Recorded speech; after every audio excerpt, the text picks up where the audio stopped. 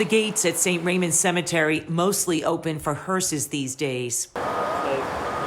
Mourners watching from the sidewalk as gravediggers use backhoes after the final prayers are said. The whole dynamic of funerals have changed.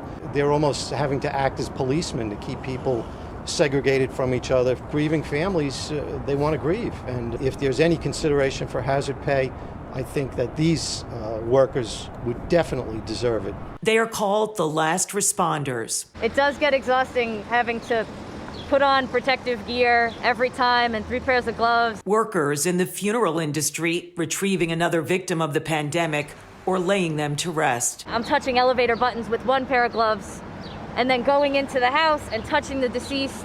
I want to remove those gloves so I'm not touching the elevator buttons with contaminated gloves. They rely on each other to be mindful. You touch a pen and you have your pair of gloves that you haven't changed.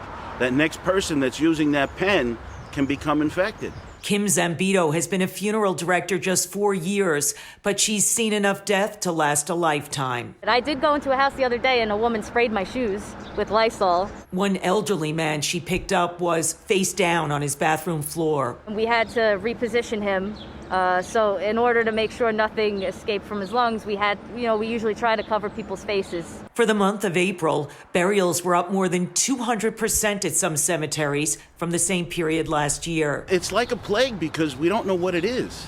And it's passing from person to person and house to house. In a 7-week period, 20,000 more people died over the usual death rate for a similar section of time in New York City.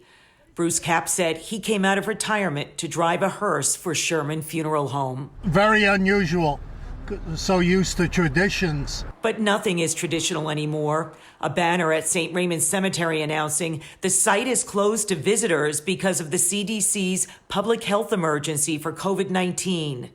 Another change that came with coronavirus, a requirement for doctors to register for death certificates on a computer so funeral directors don't have to chase them down. Now with the electronic system, we get them within a half hour.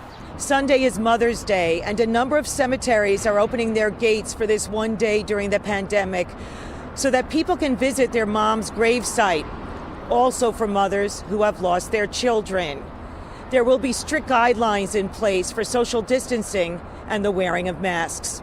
But one thing that hasn't changed are images of grief from profound loss. A note left for one of the dead at St. Raymond's said, "Love you forever and always, and I will never forget you." I'm Mary Murphy, Pix 11 News.